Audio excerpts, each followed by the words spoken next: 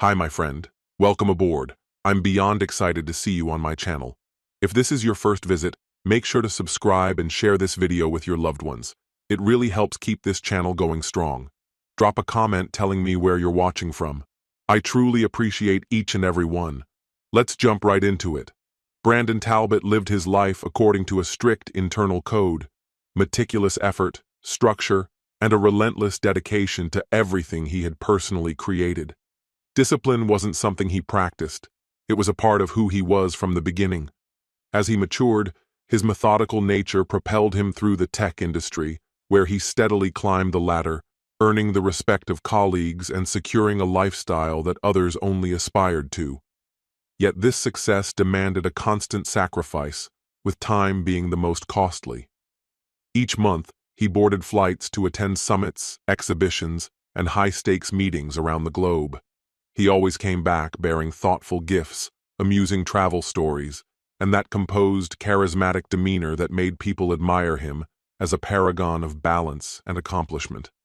And, truthfully, that impression was difficult to dispute.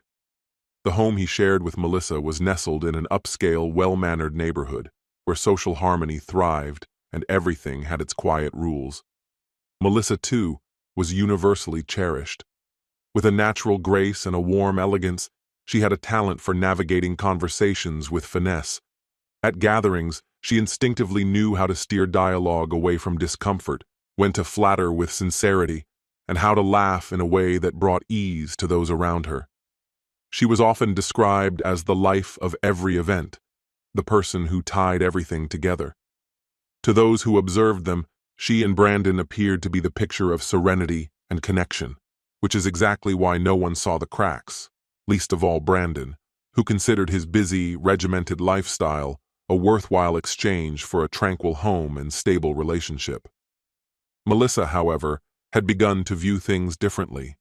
To her, their life together felt more like a finely directed production, each gesture and smile executed flawlessly, yet devoid of genuine feeling. That very sense of detachment led her to crave something less polished, something raw and tangible that reminded her of her own vitality. It began, innocuously enough, on an ordinary afternoon at the gym. While adjusting her leg press machine, her gaze met Connor's, the new trainer. He exuded a quiet confidence, relaxed body language, an engaging smile, and a presence that lingered just long enough to intrigue. Their early chats were innocent, workout advice, diet talk, general chatter. But slowly, they began to shift. Laughter became easier, stories more revealing, and their glances lingered with a charge that neither acknowledged aloud. Before long, Melissa found herself integrating him into her everyday world. Physical intimacy became inevitable. Their first moment together happened in the dim privacy of his car, tucked away in a quiet corner of a parking lot. She left breathless, her pulse racing with a potent mix of shame and desire. After that encounter, she made herself a promise. If she were to continue down this path, she would control every aspect. There would be no evidence, no careless oversights, no trace that could threaten the life she'd carefully constructed. Connor happened to live nearby, just a few streets over in the same gated neighborhood, a fact that offered both convenience and potential danger. The manicured streets and indistinguishable houses offered a kind of invisibility, but still demanded careful maneuvering. Melissa briefly entertained the idea of meeting in public spots, cafes or hotels, but quickly dismissed them as too exposed. The more public the location, the higher the risk of recognition. One mistake could undo everything. Instead, she selected the only space where she could command every variable, her home. Brandon's predictable travel schedule gave her a clear window, 1 week each month where the house was hers alone. In that controlled environment, she could orchestrate everything with precision. Staying true to her detail-oriented nature, she implemented a system. Before every rendezvous, she took photos of every room, capturing the position of pillows, the angle of furniture, the curve of curtain folds, with almost obsessive care. After Connor left, she would consult those photos, matching every element to its original placement, scanning for discrepancies in light, shape, or alignment. This ritual became part of the affair. Connor always entered quietly through the back, never bringing belongings, never leaving so much as a footprint. If they shared food, she would wash every dish immediately, removing all trace, no smells, no crumbs. She even tracked their meeting times in a journal, timing them to avoid the routines of dog walkers and gardening neighbors. Melissa saw her intelligence as her greatest protection, her fortress. And for a while, it was. There were no questioning looks from those around her, no errant messages to the wrong recipient, no timing mistakes. Connor understood the rules and abided by them. He was discreet and accommodating. He never made demands, never asked her to leave Brandon, never sought more than what she offered. Their arrangement had a silent agreement: indulge the moment, then return to the life outside it. During one quiet afternoon together, Connor remarked on how composed she was, how seamlessly she compartmentalized everything. He joked that she must have trained for this level of secrecy. Melissa responded with a soft laugh, saying clever people always knew how to hide the truth. Even as she smiled, she knew the balance was delicate. But that very danger made her feel more in control. Her greatest fear was that something minor, some overlooked detail, might unravel her entire design. But as the months passed and Brandon continued to return without suspicion, her confidence grew. He remained the same loving, thoughtful partner he had always been. They shared dinners, exchanged daily recaps, and reminisced over memories that had become part of their routine. Nothing in the routine had shifted.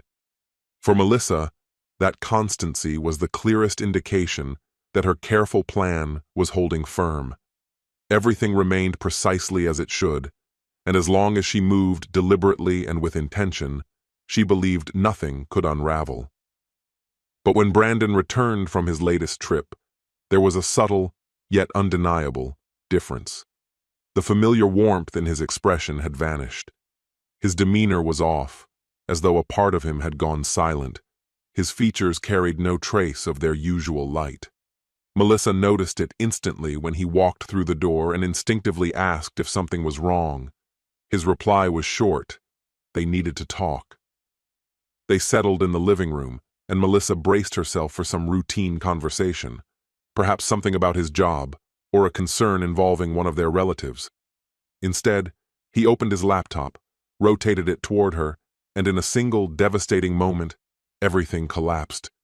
Image after image filled the screen, followed by videos, and then audio. Melissa sat frozen, her mind reeling, her mouth slightly open in disbelief. No words left her lips. She didn't blink. The silence between them was filled with evidence. Undeniable, cold. And across from her sat a man who had already found the answers he needed. Just a month prior, the picture had been completely different. Brandon had returned from yet another business trip, greeted her with a tight embrace, breathed in her scent like a man savoring home, and thanked her softly for everything she did. After a quick shower upstairs, he made his way to the kitchen to grab a beer. That's when he noticed something odd. He reached for the can, hesitated, then reopened the fridge and stared inside for a long moment. Something wasn't right. Before leaving, he had counted 6 beers, now only 4 remained. His brow furrowed. Melissa never drank beer. She always reached for her crisp white wine. So why were 2 beers gone? Had someone dropped by? A brief visit from a friend, maybe? That evening, they had dinner as usual, chatting like nothing had changed, but the thought kept looping in his mind. Keeping his tone casual, Brandon asked about her week. Melissa answered easily. It had been quiet, she said, spent mostly cleaning and relaxing. Then, slipping the question in as naturally as he could, he asked, "Did anyone come over while I was gone?" There was a pause, barely a blink, a flicker of delay before she responded. "No, nobody," she said evenly. "Why?" He didn't react. "Just curious," he replied with a shrug. Sometimes your sister stops by, or your parents. Melissa laughed, seeming genuinely at ease. Not this week, she answered. You should invite them more often, he said gently, especially when I'm not here. Might help with the quiet. She agreed with a nod, and the conversation drifted onward. But in Brandon's mind, something had already shifted. He said nothing about the beers. The following day, while Melissa was in the shower, he quietly unpacked a set of motion-detecting cameras he had bought without telling her. He worked meticulously, placing each device where it would go unnoticed, behind a row of books, inside the shell of a lamp, nestled in the hallway, and one hidden beneath a living room shelf. If something was going on, he wanted certainty, undeniable clarity. 3 weeks later, he left for another business trip. But this time, the laptop he took wasn't just for work. It was to monitor everything. The first 2 days passed without incident. Melissa followed her normal routine, cooking, lounging, watching her shows, tending to her plants. But on the third day, just before 2 p.m., his phone vibrated with an alert. Brandon opened the live video feed from the back door, and his breath caught in his chest. Connor strolled in like he owned the place. He moved through the kitchen with ease, opened the fridge, grabbed a beer, and dropped onto the couch. Moments later, Melissa entered. She smiled at him warmly, and they hugged, not the kind of embrace shared by friends. Then, right there in the living room, they began to undress each other. Brandon sat frozen, unable to move. A searing anger surged through him, but he held back the impulse to call. This needed to be confronted face to face. Connor lingered for hours. They drank, laughed, wandered around the house as though it were theirs. That night, Brandon didn't sleep at all. The next few days were a blur. To everyone else, he appeared to be away attending vital meetings, but in truth, he was glued to his screen, watching his life unravel minute by minute, gathering everything he would need. And now, they were back in that same living room. Melissa sat, staring at the laptop, the video playing out the betrayal in vivid detail. Her face cracked, eyes filling with tears. She brought a shaking hand to her lips, as if trying to suppress something already escaping her control. The tears flowed freely. The silence stretched long, thick with pain. She looked from the screen to Brandon, visibly shattered.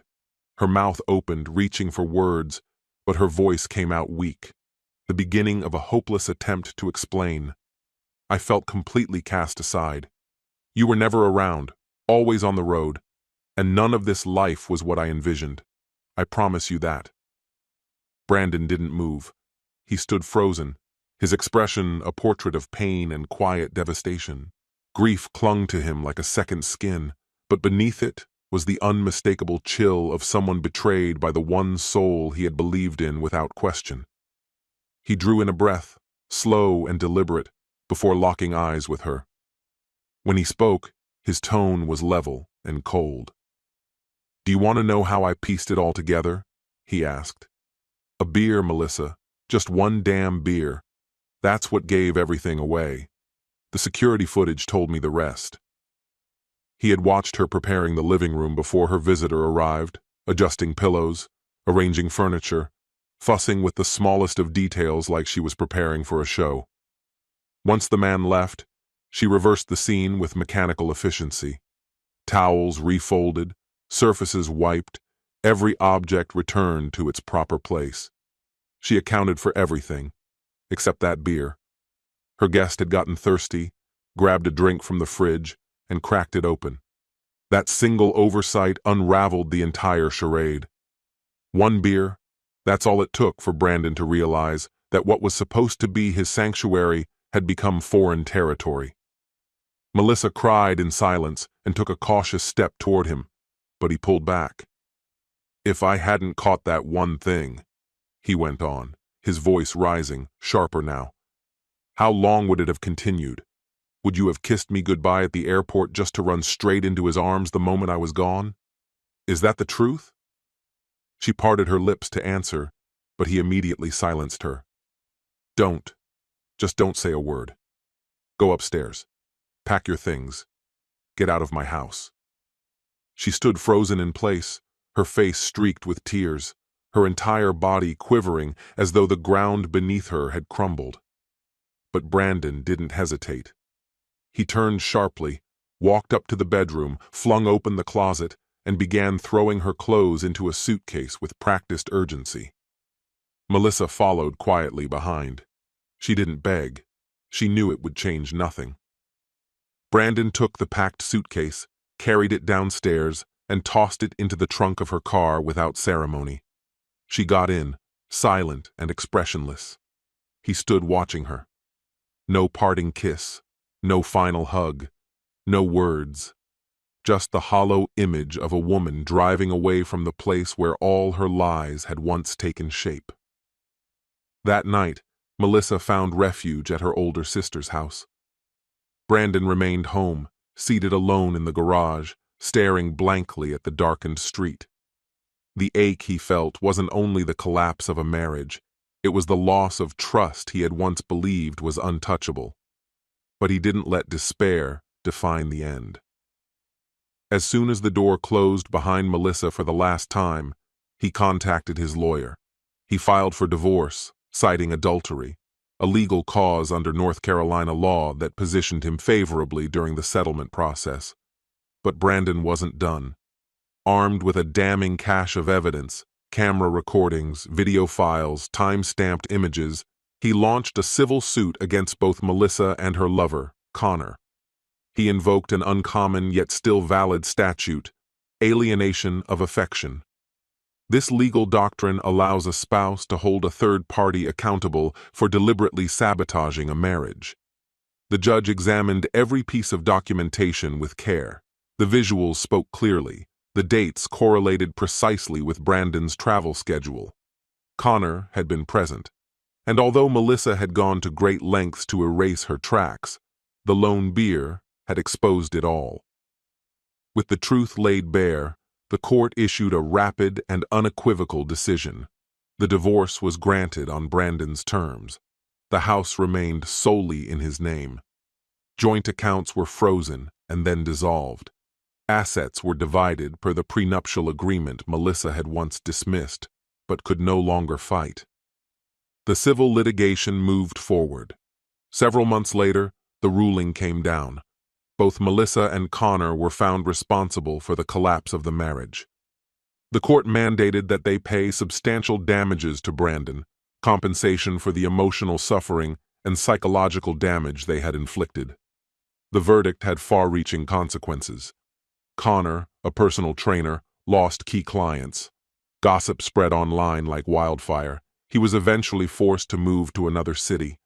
Melissa, who had always valued her image and sense of control, now faced the fallout of a shattered reputation and precarious finances. All of it, the comfort, the certainty, the control, came undone because of one small mistake. One moment of carelessness, one beer left unconsidered. After her departure from what was once her home, Melissa relocated permanently into her sister's guest room. She withdrew from social life, too ashamed to be seen. People talked, even when they didn't. Their eyes said enough. She was disgraced, unanchored, and for the first time in her life, reliant on someone else. Her savings dwindled quickly, and she realized she couldn't stay with her sister indefinitely. So she printed out resumes and started the painful journey of looking for work. She sat through countless interviews before finally securing an unremarkable administrative position at a medium-sized company.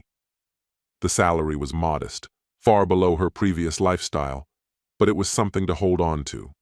Every day, she showed up at her plain desk, working without complaint. She brought homemade lunches in reused containers, watching every dollar. The woman who once choreographed the appearance of a flawless life now faded quietly into the background. Just another anonymous face in a sea of cubicles, where no one knew or cared who she had once pretended to be. It signified a difficult, yet necessary, turning point. Brandon, on his end, had moved on. He remained in his executive position, but now carried it with a calm confidence that hadn't been there before. His regular business trips continued as always, though the emotional weight of leaving had lightened. Every time he came home, the quiet certainty that no one had taken his place brought him comfort. The lonely evenings in hotel rooms that once left him uneasy had become moments for quiet reflection. He felt lighter, more aware, more anchored in himself.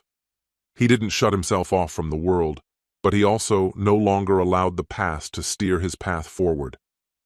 Eventually, he returned to familiar places he had deliberately avoided, like the old bar he used to frequent with his closest friend. It was there that he finally let the walls down. Over drinks, he shared everything, the doubts that had crept in, the subtle cues he ignored, the exact moment when everything came crashing down, and how one beer shifted his entire reality. His friend sat silently, sometimes with widened eyes, other times just slowly shaking his head. When Brandon finished, his friend placed his glass on the table, looked him directly in the eye, and said, "If this taught me anything, it's this: never stand between a man and his beer." They both broke into laughter. Not the polite kind, but the deep, genuine kind that comes when something really lands. And for the first time in a long while, Brandon felt like he could finally breathe. This story has come to an end. What's your opinion? Share it in the comments, my friend. And if you like this story, check out other exciting videos on my channel. I'll say goodbye until the next video. See you.